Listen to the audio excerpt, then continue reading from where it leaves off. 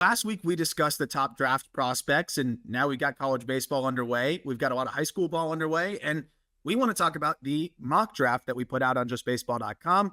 I'm RM Layton. He's Jack McMullen. Of course, this is the call up, and we've been teasing the mock draft a little bit, and it's funny because it's so fluid, Jack, where even after the first week of games now, especially on the college side, I'm like, oh man, I want to bump this guy up. I want to put this guy into the first round and things like that. So we'll talk about that a little bit.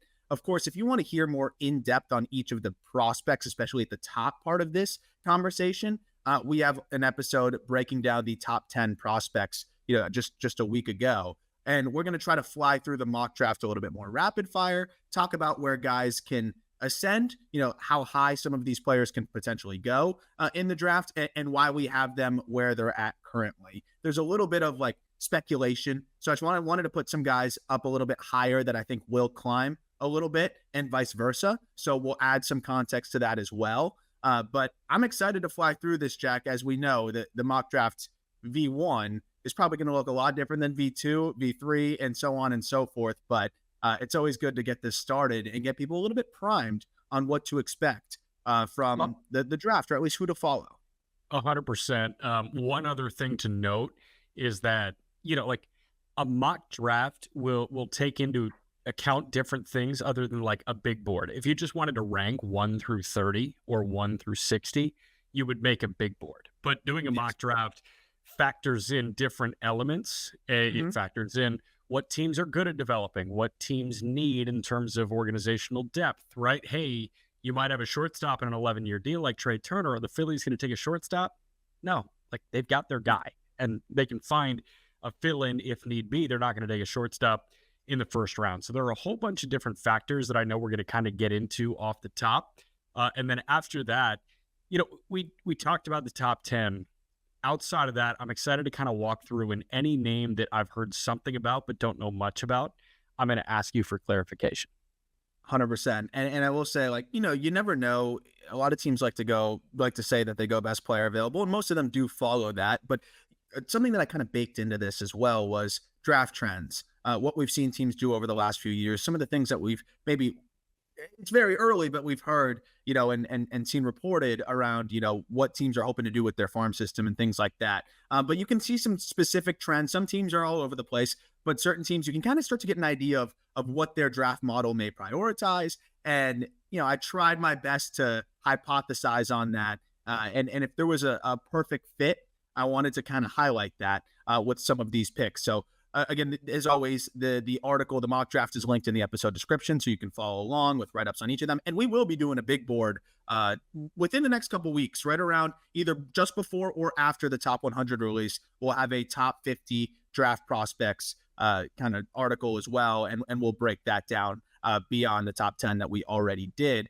The one thing I will say is there's certain players, like, yes, you have Trey Turner at shortstop, and you're not going to go out of your way to go get a shortstop. But if a guy falls into your lap that you really like, you're trying to accumulate talent. And there's some players here that, I had them maybe slipping a little bit. I'm like, they can't fall any further than this. And I end up having them going to a place that maybe might not be the best fit in the world. But, that's where I kind of acknowledge, hey, this is probably the floor for this guy. But anything else, Jack, before we jump right into the Guardians selection at number 1?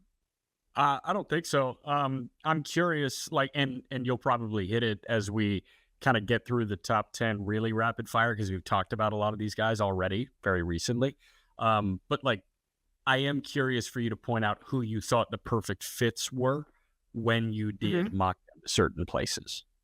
Perfect. I can absolutely do that. And I'm interested to hear your thoughts on that as well. But pick number 1, through the first 5 days of college baseball, or the first several games, I think now you'd have people saying Travis Bazzana is going to be the number 1 pick. But as of now, we've got J.J. Weatherholt at number 1. And we had him as the number 1 prospect as well. I will say that with Weatherholt having another little hamstring ailment, this is the second time he's had that. Right? It plagued him last year. He played through it, and now he's had a little tweak again. We'll see how that goes. If that's something that continues to nag him and Bazzana's putting up numbers, it's something to monitor. But right now, we have Weatherholt at number 1, just because I think there's a little bit more upside. We talked about it on the top prospect episode, so not to rehash too many of the same points, but The bat speed, I think there's just a little bit more power projection, though. Bazana's been running into some balls early in the early going here. I think there's more offensive projection for Weatherholt. I really like the swing. I know it's a little bit more unconventional with Bazana, but I just think with the Guardians, you're looking for probably the highest upside bat. They're not going to prioritize the fact that, Bazana might be able to play a passable short as much, especially with their organization, right? So obviously they've never had any concern of having too many shortstops, but I feel like in a Guardians org that, needs higher upside bats throughout the system, I think Weatherholt's a perfect fit and a perfect balance of what they like. They're not going to go for the all or nothing, big whiff types that we've seen them just very much stray away from. But this is a great balance of great field to hit, pretty much a plus hit tool, but you still have above average power to dream on as well and a good approach. So Weatherholt for now just seems like the slam dunk at number one. All they do is draft and sign shortstops, which is interesting because they don't really have a shortstop in the present, and they may not have a shortstop in the future if they're not willing to appoint Brian Rocchio as the shortstop of the present. Like, that might be showing their hand that, hey, he's not our answer long term. Where is your answer long term? Like 2 years ago, you had 10 shortstops. It looked like they were future big league shortstops. So it is kind of weird. It's totally the offensive profile, though, even though there's a ton of traffic now at second base. By the way, did you see Tyler Freeman is getting outfield reps too? Like, all these shortstops are turning into second basemen or outfielders. Yeah. And I think at the number one pick, you're really just looking at the bat and you're looking at the production that you can get there. And that's why Nick Kurtz could be an option as well. But I know we're saying you draft the best player available, and if Kurtz is absolutely raking, who cares that you have all these first basemen? Kurtz, you want the best bat that you can get, and the best. At the end of the day, you don't want to risk whiffing on the number one pick, and I don't think any of these top guys that we're going to discuss have much risk relative to other prospects that you'll see offensively. Like, I think Weatherholt's pretty darn safe, but so is Kurtz, and so is Bazana. Safe is a relative term, but at the end of the day, I just think he's the more well-rounded offensive piece here with the ability to, I think, also play the outfield if they want to get him some reps out there eventually too. Again, you're just taking a guy that has plus bat speed and a lot of offensive projection to continue to dream on. Number 2 pick. And this is just seems like a slam dunk, perfect fit, to be honest. Nick Kurtz to the Cincinnati Reds. With the Reds, they're, again, another team that's just going to go with the best player available. I know they've got a ton of infielders. I understand that. But if you have a chance to get Nick Kurtz here, a guy that can fly up the minor league ranks quick for you, a Reds team that's, focused on competing now. And yeah, you could say, oh, they've got all these different guys in the big leagues. Kurtz has a chance to be better offensively than just about anybody they've got, right? Like, he's instantly one of the higher ceiling bats in the entire organization the second they draft him. And, with Joey Votto kind of passing the baton, that the comps are going to be there if they pick him, which is funny. But the reason why I like Kurtz as a fit is I'm just imagining the power profile there. This guy could hit 30 plus easily in Cincinnati. And then you look at the field of hit for how big he is. We talked about that, to be 6'5" and make the contact that he does in terms of the solid contact rates. The approach is phenomenal. He's a great defender at first base. You could try him in a corner. Ultimately, if you want, he's athletic enough to probably play a passable corner, especially in Great American, but he could be a great first baseman who's capable of hitting 30 home runs, maybe more than that in Great American, walk and hit for a decent average. I'd be surprised if Kurtz is not selected in the top 3 picks. I honestly think he's pretty high probability to be selected in the top 2, even with the positional limitation. Well, and my other thought here is Cincinnati has a lot of answers at a lot of different places, but a place that they do not have a clear-cut answer for the present and future is first base. They, they have an answer for the present, but that answer for the present is Jeimer Candelario, right? Their answer at third base moving forward is Mlb Marte. Their answer at short moving forward is Elly De La Cruz. Their answer at second moving forward is Matt McClain. But at first, is it Christian Encarnacion Strand moving forward? Is it Spencer Steer moving forward? Steer has versatility. CES could be a DH. India is a guy that clearly is not factoring into their long-term plans based on the amount of trade rumors we've heard. And Candelario just signed a 4-year deal or a 3-year deal? 3-year. 4. 3. Is it 4? Okay. Well, that times up actually even better. if it's a 3-year deal, I think that lines up perfectly, right? Because you've got this year at Candelario, the next year you assume Kurtz is going to be high A, double A, all that. And the next year is Candelario's final year of control. Kurtz is triple A and he's going to debut.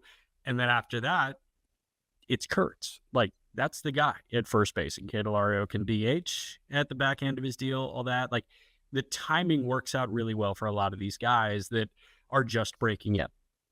And again, when you're picking it too, like, you just want to go with the bat that you believe in the most, and you'll figure out the positional situation later. Like, it does. You just want to make sure that you get a big leaguer at 2. Feel like you have the best chance at an impactful big leaguer there. And, I do feel like they have some guys that do some similar things to Bazana, who could also be an option here as a guy that can, play multiple spots in the infield. But I think when you're in the situation that the Reds are in, and you don't need that infield depth as bad. And again, I know you're just taking the guy that you believe in the most here, but the upside of Kurtz offensively is just so enticing. And I think when you're looking at the Reds situation, they're dreaming on the power and how it could play there. And I just think it's going to be really hard for both teams in the first 2 picks to pass on the offensive ability that Kurtz has, both from a raw power perspective, the way he gets into it in games, 90th percentile exit velocity of 109, just a well-rounded offensive profile.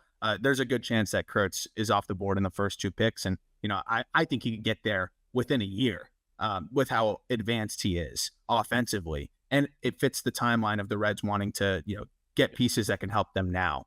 So I think it's a slam dunk for them at 2. He is the only bat in this class that can make anybody expendable.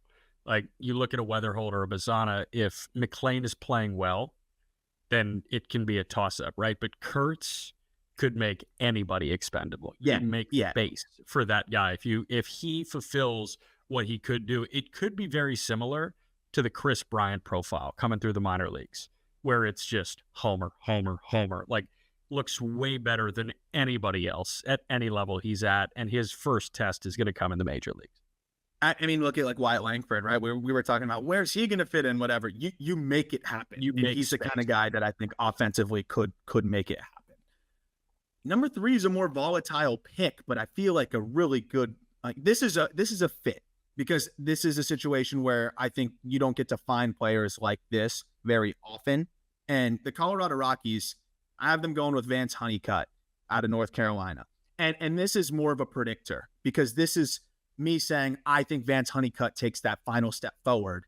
Not final step, but the final step he needs forward to be a top 5 pick. We saw him cut down on the whiff last year. We saw him improve in the bat to ball department. It didn't really show in the stat line. He slashed 257, 418, 492. But this dude is a phenomenal center fielder. I told you how fun it was to go through the video there. And that's important. I mean, they're running Brenton Doyle out there all the time. And the Colorado Rockies are the one team that I do think needs to draft by need. Most of the time they're trying to take a pitcher because you can't really get guys to go pitch out there. So you could talk about Chase Burns and the way that Burns has been throwing. Again, we made this before Burns had his first start of the year, which was just outrageous.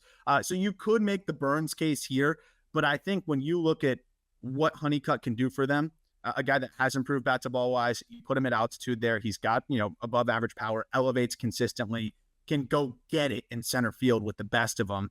It's 5-tool potential here, a lot of upside. I just think Honeycutt is a great fit for what the Rockies need out there. And I'm expecting him to have that kind of offensive season where it's going to be hard for him to slip out of the top 5. I'm hoping that he has that kind of year. And he's stupid fun. Like, Rockies need more stupid fun guys. They sell tickets because their guys are exciting. And like, I'm thinking about an outfield alignment of Nolan Jones, Vance Honeycutt, and Yanquiel Fernandez. And that might be the first time on this podcast I've admitted defeat on Zach Veen, which is crazy. But that outfield of Jones, Yanquiel, and Honeycutt, like, close your eyes and imagine the fun that you could have over 162. You love Brenton Doyle. Take that with a player that actually has above average offensive upside and right. Like, you like Brenton Doyle and his 60 WRC plus. Like, let's get more. And that's why I love the Honeycutt situation there. I think he provides more value to the Rockies potentially than anybody else in that cavernous outfield. And I think his offensive game of course, plays up a little bit more out there as he continues to develop. He's probably one of the most volatile names in the top 10, but a guy that could play himself into the top 5 range with a good season. And I think he's going to do that. Checking into number 4 is Travis Bazzana. And this is more just the floor for me versus like a fit. The Athletics have the number 4 pick. Bazzana shouldn't slide much further, if at all, than that. Of course, we're acknowledging that Chase Burns could end up jumping into these top few picks here because of what he's doing. He's got to do it for the duration of the year and stay healthy, knock on wood. Of course, pitchers, there's just so much more variance there. But Bazzana, if you're the A's, like, we know that this is a team that likes to go high floor bats, right? We saw them do it with Jacob Wilson. And now you go get Bazzana, who can fly through the minor leagues for you. I was saying he'll probably be an ARB2 by the time the Athletics are in Vegas. And I think they need that. They need high probability big leaguers. You shouldn't be going for, the Cagliones or, the risky players. You need high probability big leaguers. And that's the way they've approached it. That's the way they've approached their trade packages. It's the way they've approached the draft. And I think that's the way that they'll do it here. If they're lucky enough for Bazzana to fall into their lap at 4, I cannot imagine that they pass on him here after hitting 375 on the Cape, after performing for Team USA, after hitting 340 and his hot start to this season. If he can play shortstop as well, of course, that helps. But I think they just want a guy that they know can climb quickly, be there by the time they're in Vegas, and help be a part of this core that they're trying to solidify before they make that move and presumably spend a little bit more money. They tried it last year with Jacob Wilson, and they could take a guy at 4 that may just beat him to the big leagues. And that is exciting, right? Like, I don't know, you could think about a middle infield tandem of Bazzana and Geloff, and that is, it makes you salivate a little bit more than Jacob Wilson, who could hit 290, 300, but he's going to slug 290, 300. Like, he's not going to hit for power. Bazzana can hit for power. And the thing about the move from Oakland to Vegas that I think a lot of people will not account for, and it's a long ways away. I get it. And, you're probably not factoring in Ryan Noda here, but you can factor Soderstrom in. Soderstrom is a guy that can leave the ballpark. It's really hard to leave the ballpark in Oakland. You move to Vegas, that's a dry environment. You go from Northern California to the desert, that's going to become a hitter-friendly ballpark. And I do think that a guy like Soderstrom will excel with that. And if you've got a middle infield tandem that can both poke balls out, even in Oakland, that could be a power hitting middle infield tandem in Geloff and in Bazzana. And I like the balance of guys with great hit tools too. It's just as well, because Wilson's going to get up there quick. It's a matter of how high is the ceiling, but he showed pretty well in his pro debut, and I think that's a type that they have here. And it's more about the floor. I just don't see a world where Bazzana's slipping past 4 there. And it just seems incredibly unlikely unless Connor Griffin balls out, Honeycutt balls out, and Burns continues to do what he's doing, which leads us into pick number 5, which is Chase Burns to the Chicago White Sox, Wake Forest right-handed pitcher. Like, look, 20 whiffs in his first start, 6 innings. It was just disgusting. And I think that there's a real scenario where Burns has the Skeens type of ascension and ultimately could make a 1-1 case because of the fact that he's sitting 98, reaching triple digits with life. I haven't been able to get like the exact shapes and everything, but I can see it. I can assure you that there's good shape there. Like, it is a lively fastball. The slider is disgusting. We'll see how the changeup progresses, but he can pretty much overpower with those 2 pitches. He's 6'4", 220. This is just another one of those situations where I just think best player available, it's Chase Burns at 5. White Sox are in the business of just taking the best player available at this point. We have seen them underslot in the past. They could do that. I can't speculate too hard on underslotting at this point, but I just think for the White Sox, Chase Burns instantly becomes their best pitching prospect, and obviously I think becomes their most exciting arm in their entire organization, even if you include the big leagues. Especially if Dylan Cease is sent out of town. So I just think it's going to be hard for Burns to slip out of the top 5 as well. No big leaguer on that roster right now is going to be there in 5 years. I firmly believe that. Once Luis Robert is up, once Eloy Jimenez is up, like, they're gone. They have clearly rubbed those guys the wrong way. So now you look down at the farm and you say, okay, where's the future? A year ago, it didn't look good. But now you account for Colson Montgomery, Brian Ramos, Edgar Carroll offensively. And if you can pair that with a front 2 possibility of Noah Schultz and Chase Burns, that can get people exciting. That can get season tickets in the South Loop. I know parking's going to be expensive at that new spot, but like, who cares? That is an easy sell for me. If you've got 3 hitters that look like they can be franchise cornerstones and 2 starting pitchers that look like they can be 1-2 punch from hell freaks. And I mean, like, to that point, there's just nobody. You can make the case for Connor Griffin, maybe, who we'll get to in a few seconds here. But at this number 5 spot, you're going best player available. I don't think there's a better player available than Chase Burns right here. And for the White Sox, they just need talent. And the only Number one, 6, sorry, go real ahead. quick, the only one of the top 5 that I feel like, based on what you're saying, you think could fall out of the top 5 is Honeycutt if he doesn't Yes, turn absolutely. that corner that you expect him to. But 4 of those top 5 are gonna go in the top 5, Very likely, unless something catastrophic. unless I'm with you. blows out. Yeah, something like that. God forbid. But like Honeycutt is that was my like speculatory number 3, like working ahead here, Hot take. because I think he's going to be there. But yeah, I mean, if the draft was tomorrow, I doubt Honeycutt's going 3. But the draft isn't tomorrow, and we're trying to mock for July. But I do think there's if he hits 260 again, he ain't going top 5. He'll go in the first round still, I think, very easily. Fabian. But he ain't going top 5. You made the comment. It's Judd Fabian. It's that conversation. Exactly. Who was floated as high as 1-1 and, drafted as low as where we saw him drafted in the second round. So like it can go a few different ways. Yeah. Number 6, Kansas City Royals check in, and I have them taking Mike Serrata out of Northeastern. And a couple of years ago, the Royals went with Gavin Cross, and it just hasn't looked like that's really worked out. They've gone with arms. I think more recently, and that's kind of worked better for them now. I mean, I still think Frank Mazzucato could be a nice piece. They've got an interesting situation here. But I also see a Royals team where I think this is where you can start to look at the situation and apply that to who they may draft. Again, if they're in love with Connor Griffin, they might end up taking him. But I could look at a team here, or an organization that could definitely use some help in the outfield. You have a high probability big leaguer who can stick up the middle here in Serrata. I think this is an easy pick for them, a guy that could fly up the minor leagues. He's been awesome. Whether it was at Northeastern where he hit 346, 472, 678 last season, 18 homers, 19 bags, above average defender in center field, showed well on the Cape, has showed well pretty much at every single stop. I think if Honeycutt doesn't put it together hit tool wise, Serrata might be the most well-rounded profile in the top 10 picks when you look at hitters here. And I just think teams are going to be really comfortable with the floor here for Serrata. And I'll tell you what, it's a great fit because he can fly through the minor leagues, and he doesn't have a lot of outfielders in his way. No, pretty much zero. Like Kyle Isbell right now is the guy that factors in to being in his way. And Edward Olivares was another guy that I was thinking like, hey, could have been around in 4 years, but instead he's a Pittsburgh Pirate now. Gavin Cross hit 206 with a near 30% K rate. That'll never happen with this guy, it seems, just based on the reports and based on like, hell, even the numbers that he's put up at every single stop. There's never been a hole in his swing anywhere. And like, I don't know.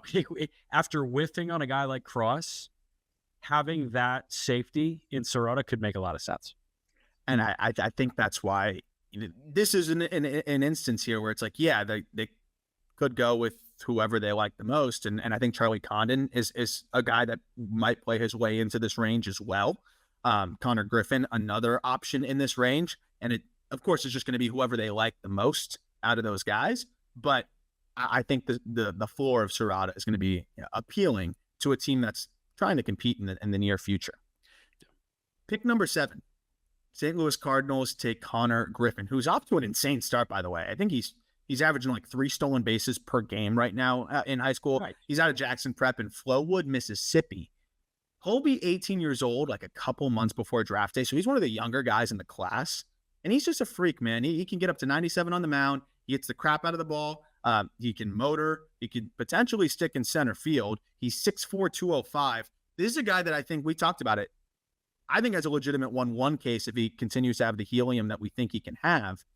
But if he doesn't quite have the insane spring, that I think is possible, and these other college guys just continue to put up numbers, I think this is about the floor for Connor Griffin. I can't imagine he slips much further than this. Maybe 1 or 2 picks further if Condon continues to do what I think he can do. Tooled out. That seems to be like the case with him. It's just like tools out the wazoo.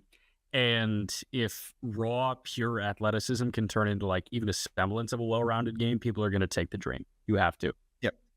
And the Cardinals have had success with that in the past, right? Like we've seen them go for the toolsy two-way prep guys. Like that. Yes, that's something that Mason Wynn. Jordan Walker was a legitimate prospect on the mound as well. And yeah, I think those are two guys that have worked out pretty well for them. Burleson was a guy that was throwing as well, not toolsy prep guy, but they have something. They've definitely had a trend of liking players who can also excel on the mound. It's a testament to the athleticism and what they're able to do. I think it's a coincidence with the Giants as well, doing similar things, whether they even keep them as two-way players or not. We'll be talking about that next week. But I think Griffin kind of fits the type of what they've loved out of prep players, and I could see him being a great fit, pretty close to their area too, in terms of where I think they like to do a lot of their scouting. I couldn't imagine Griffin falling out of the top 10. I think it's more likely he climbs into the top 5. Number 8, the Angels take Charlie Condon, and this is another player where it's like I think it could only be up. First base / outfield out of Georgia.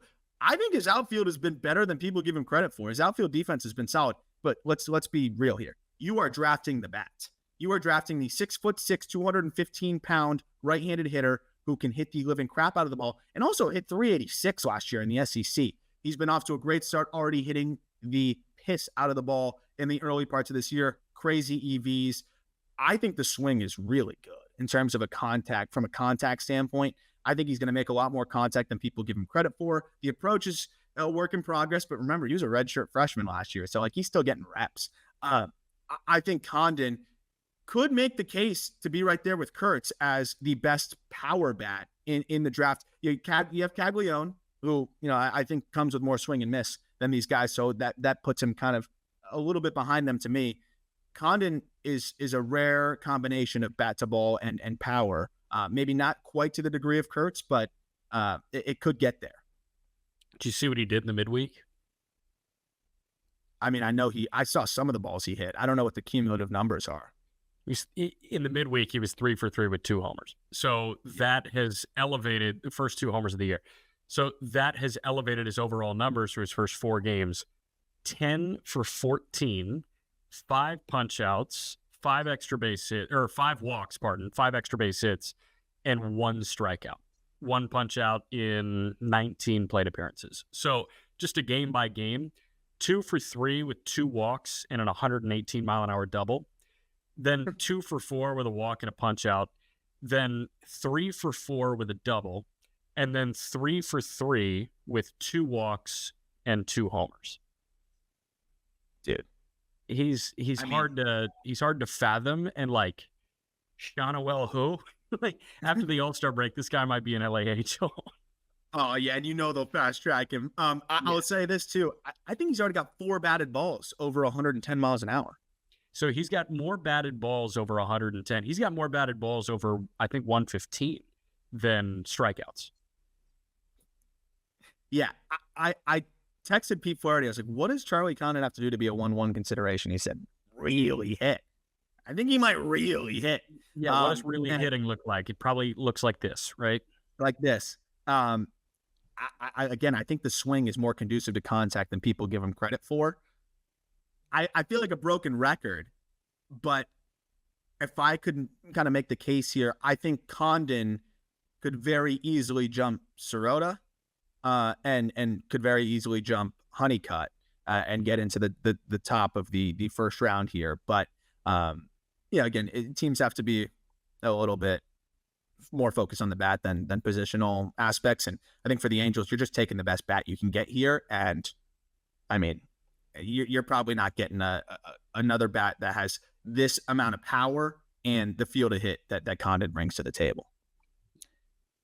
Number 9, Pittsburgh Pirates have them taking Seaver King, another kid out of Wake Forest, who's been playing the outfield, but can also play shortstop. But everything I've heard, talking to Pete Flaherty at Baseball America, I was asking him, how he looked in center field. He said he's buzzing around there, and people are really excited about how comfortable he's already been in center after never really playing there and playing shortstop at Wingate Division II school, where he put up just silly numbers there before transferring to Wake Forest. This guy has above average power, above average field to hit, rocket for an arm, really good speed.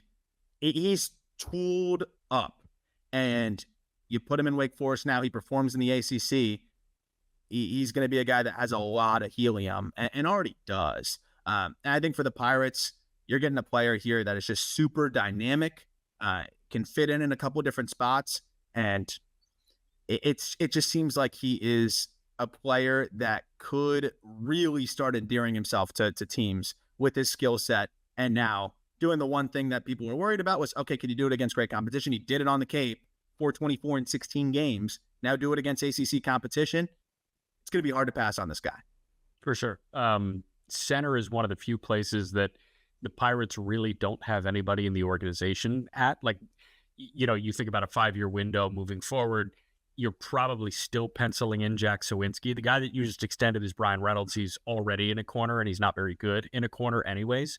So, go get an outfielder, man. It's outfield and first base, and I know what's available here. And, yeah, if he is playing a really good center field, I think they're going to jump at an opportunity to grab a center fielder, especially because, Travis Swaggerty didn't work out. Cal Mitchell didn't work out. Cannon Smith and Jigba didn't work out. They've got all of these guys that they had very high expectations for that just didn't pan out. They may be looking for that college outfielder, that college center fielder in particular, that can join a young core. Them and Cincinnati strike me as the two that may look for guys to join the young core, which is why I think they both lead in college. 100%. And they love athletes. We've seen them just always pursue those really dynamic athletes. And Seaver King's as dynamic as they come in this draft.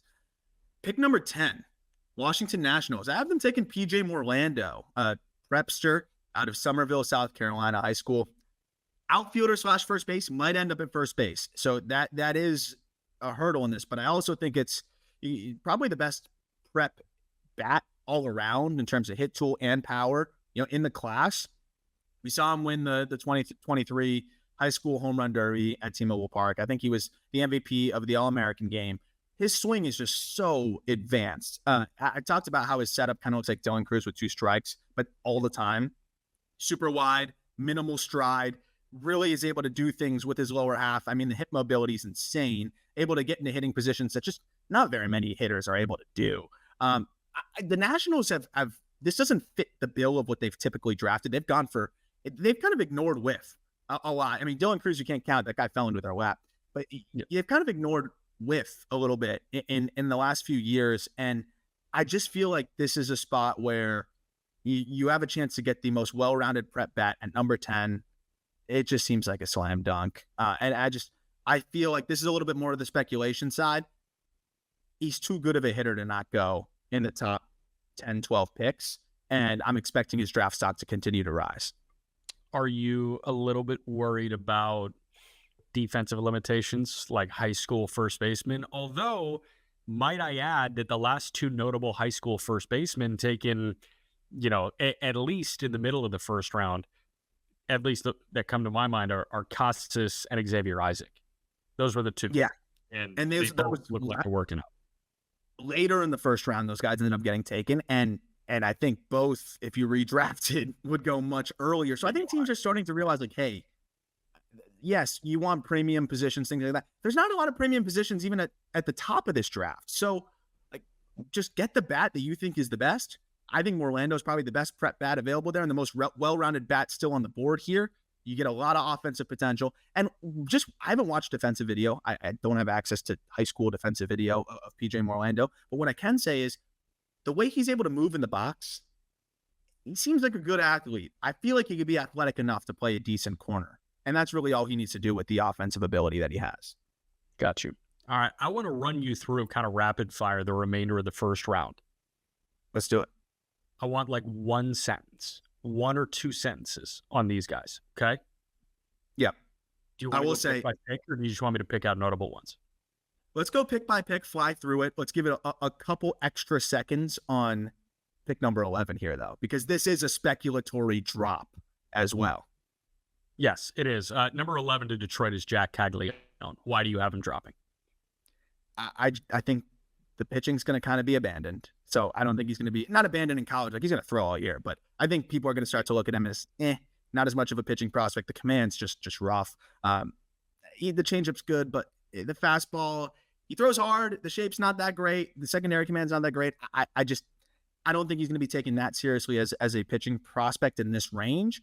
The bat, tons of power. I mean, 113 mile per hour, 90th percentile. But like, at the same time, we're looking at a situation here where there's plenty of whiff concern.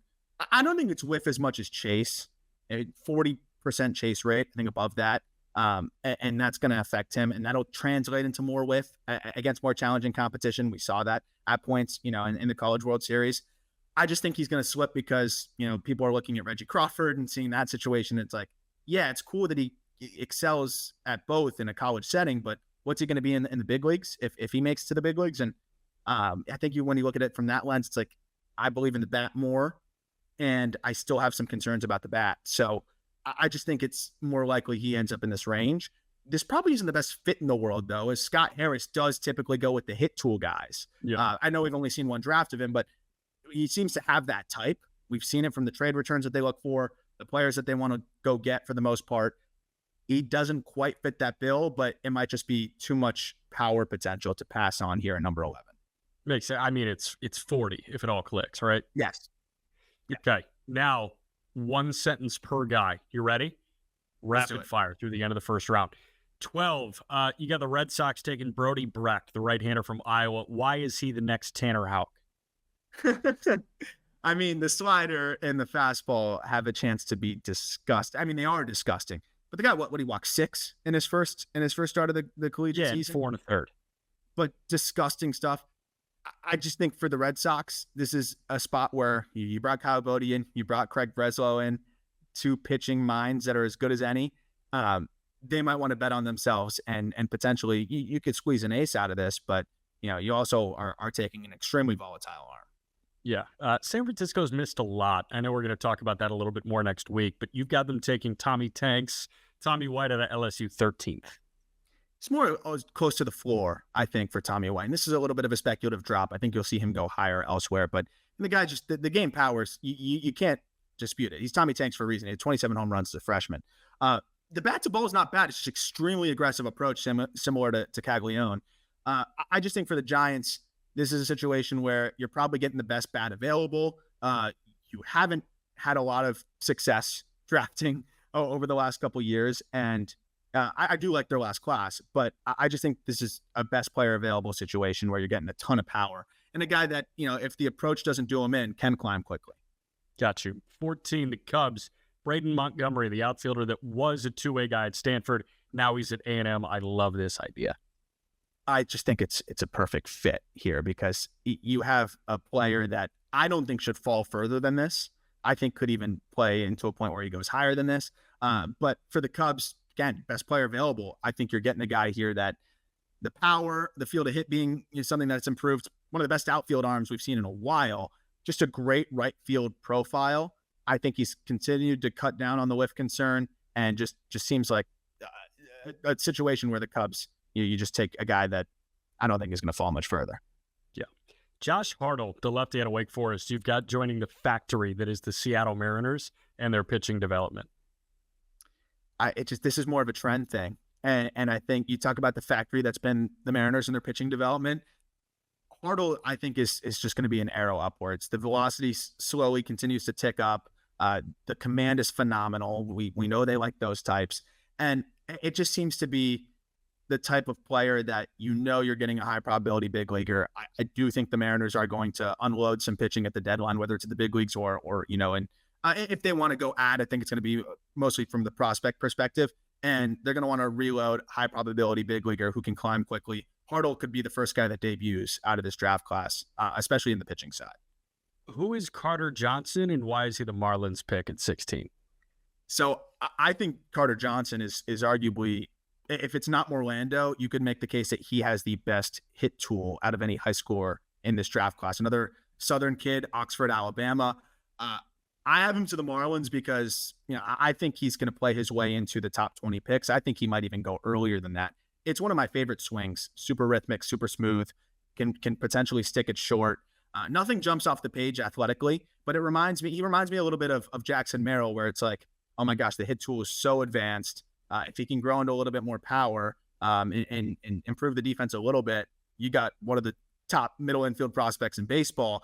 I think Carter Johnson has that kind of upside. And it seems like he has a similar type of makeup and approach to the game that Merrill had. Not as much physical projection, but I do see some similarities there. I think he's going to be a top 15 pick, so he might not even slip to the Marlins at 16. Great. Hagen Smith, the lefty out of Arkansas, had a really rough season debut. But you get him in the Brewers' hands, and chances are he's going to turn into at least Gasser, where he becomes very durable, and he's got a pitch mix that can get out to the big league level. It's kind of just a best player available situation. I think Hagen Smith has just been darn good. He's been up to the upper 90s more recently, but sitting 93 to 95, great stuff.